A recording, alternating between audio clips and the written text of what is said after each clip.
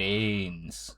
Well, this year certainly does seem to be the year of LEGO City Trains, isn't it? We got the police train heist, we got the vintage steam train, we got the seaside tram, and we got the harbour train. And whilst the harbour train looks fine, I guess, the logo really just looks like it's ripe for customization and mainly different colours. And whilst the seaside tram is a location, and I love location builds, I think we all know what we were most excited for as train fans.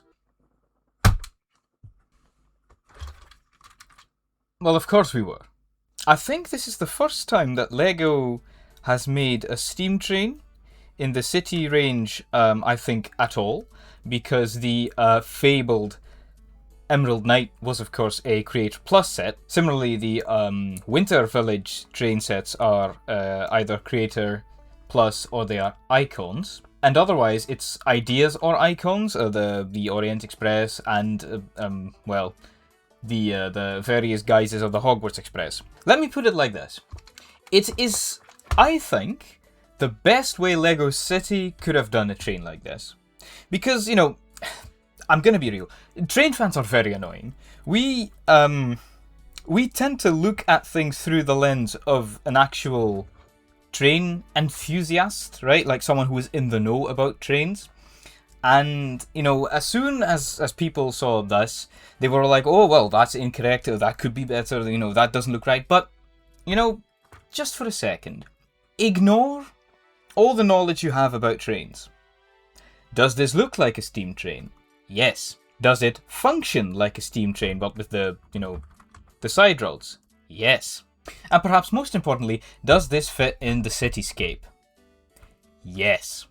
I think this is one of the highlights of the year, where LEGO City is concerned. Or, well, where LEGO is concerned. Now, the train fans that are a bit more mock-savvy, they've already, you know, modified theirs. For the purposes of this video, I've taken off some of my mods, and I've only kept the wheels being chord-turned, which just, you know, happens to help in bends ever so slightly. And I changed the loco to tender connection.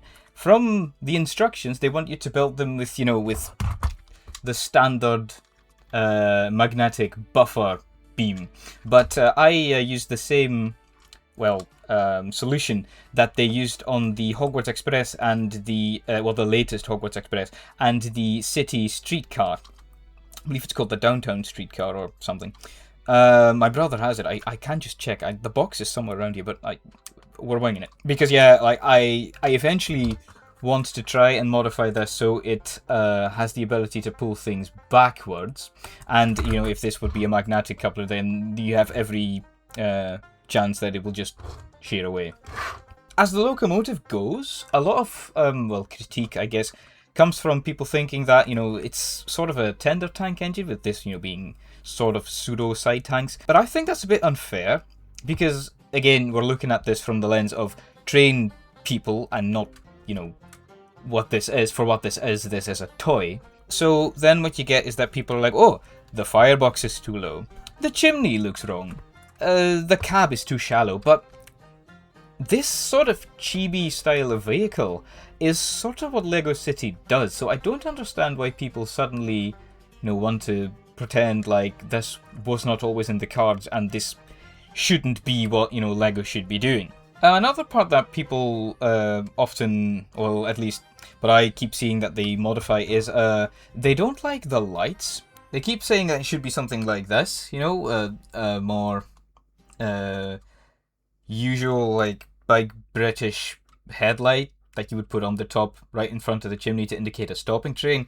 However, in the rest of Europe, the A front sign, with, you know, one above and one over each buffer, one light above, one over each buffer, is pretty common, paired with the flower pot style chimney and the rather plain livery. This really recalls a Scandinavian locomotive, in my opinion. Well, I mean, of course, it's made by a Danish company, but, you know. Also, by the way, if you didn't know, this is a reference to one of the earlier LEGO steam trains that they made. It's back when, like, all their steam trains had the bogie arrangement that their normal trains also have. Fun times, fun times. Now, you know, I love this thing. Of course I do. And we're not going to pretend like you didn't already know that. So, putting this aside, the biggest thing about this train is, of course, that it doesn't come with power-up elements.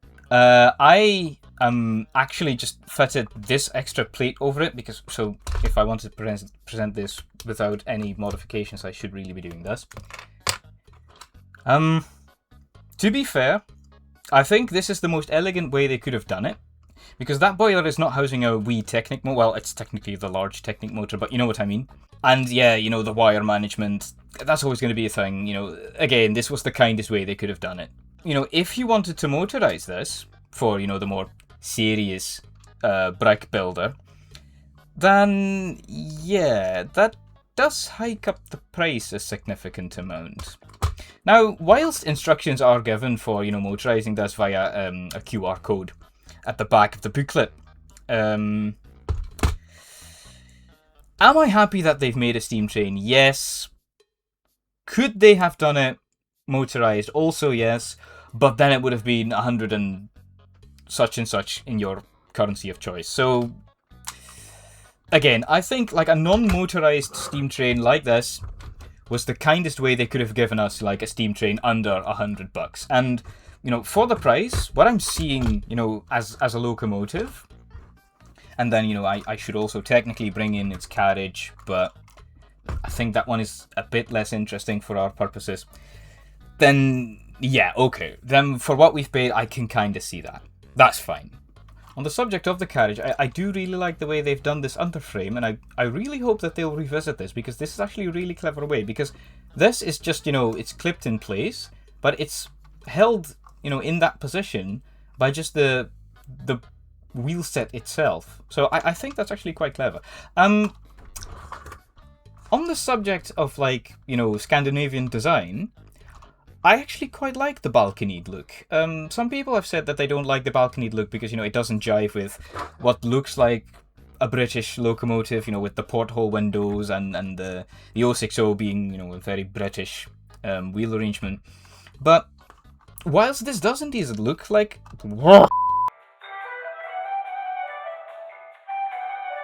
Whilst this does indeed look like a tram carriage, I think it's actually quite cute. You know, for the chibi train that this is trying to be, is really nice.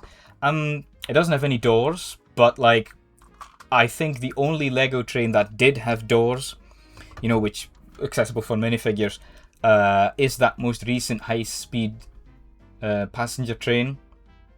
And I think that thing looks hideous. I get that it's trying to go for a Shinkansen, but the hummingbird nose, I don't know, I don't jive with it.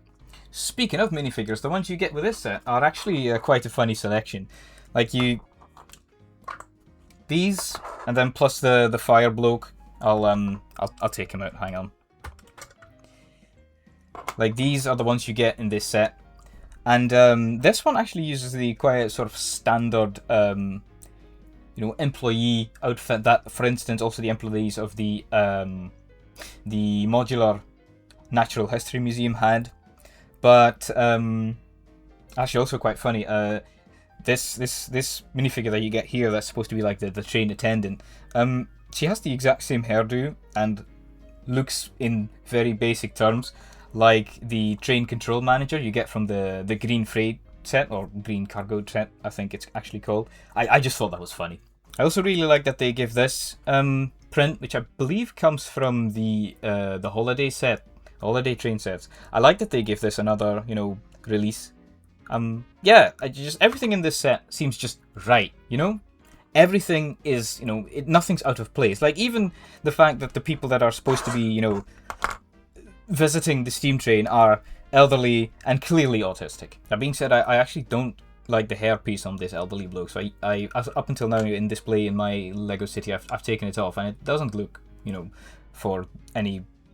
it doesn't look any worse.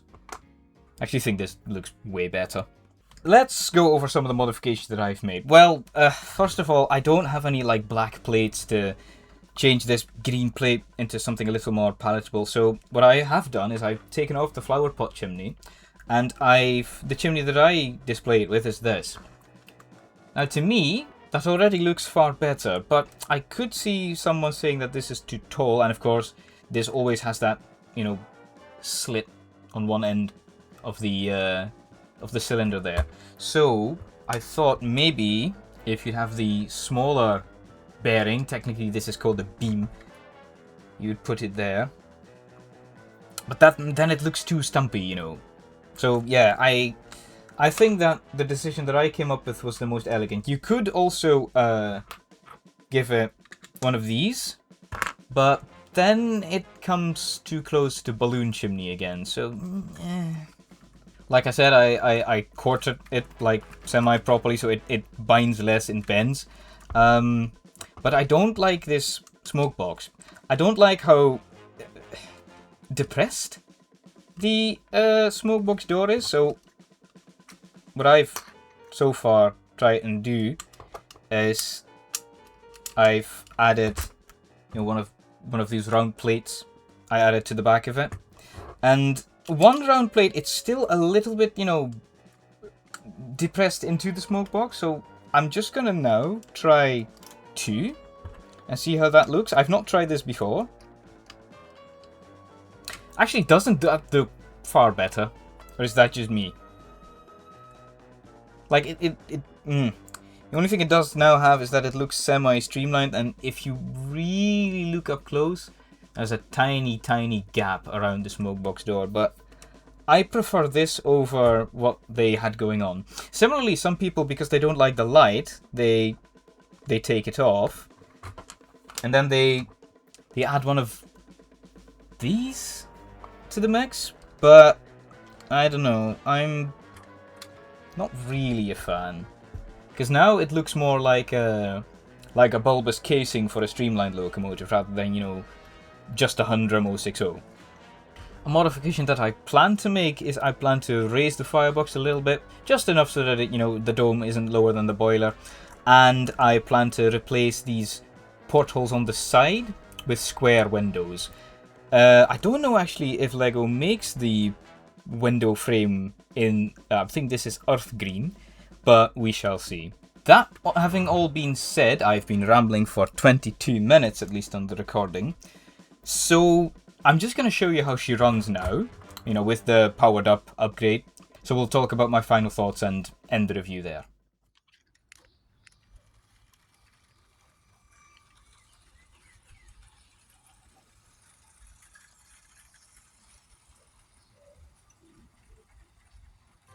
When given a proper loop of track, it looks great running around. I think what LEGO's trying to represent with this set is a halt on a heritage steam railway. The buffet, carriage, German-style semaphore signal, and the flower pots hanging from the shelter just have a vibe, if that makes sense. For the retail price of €90, $90 and £80, I'd say wait for a sale. Now, I live in a territory where sales can happen upon release, so I paid €75, which is far more reasonable to me. When I look at the locomotive plus its wee carriage, I don't think I see the value of the €90 price reflected in the amount of plastic you get. Now, to be fair, compared to other manufacturers, the offer is a bit meek, but for what LEGO is trying to do here, depict an obviously chibi-style steam locomotive with its wee train, that €75 price, that is fair. Of course, that is easy enough to say when the train is running around a small oval of track with stuff I have acquired over the past year. But when you look at it with the things you actually get inside the box, then I can understand people saying 90 or even 75 being a bit too much. But, seeing as this is a channel where I mostly cover model or toy trains, let's take this into perspective. The common brick-built scale known as L gauge is just a smidge larger than O gauge, which has a scale of 7mm to the foot or 1 to 45. Using toy-grade O gauge trains as a reference, this LEGO product being €90, £80, $90, would compare to a low-end Lionel set which would set you back $150 as a start. Now, as mentioned before, when you then add the powered up hub being $50 and the power bogey being $20, then yes, you're already measuring up to that Lionel price. I cannot deny that.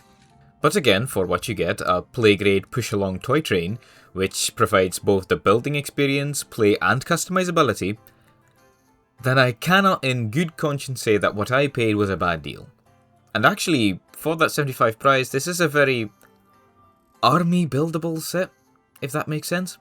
If I was to see 2 of these locomotives running on a layout, I wouldn't see anything out of the ordinary. And then you could also swap the minifigures around, so you'd have a firewoman and an elderly gent for a train attendant, for instance. As stated before, fans of brick-built trains, especially Lego trains, tend to forget that they are looking at a toy, not a high-end model. But for once, let us look at this product for what it is, and not for what it could be, if a quote-unquote real fan had designed it. I realise that opinion might make me unpopular in brick-built train circles, but for once I genuinely feel like we've been looking at this train wrong. Let me know if you agree or disagree, especially if you disagree, because I really want to gauge public opinion on this one. Either way, I hope you enjoyed this video, and I hope to see you in the next brick-built train review. Cheerio!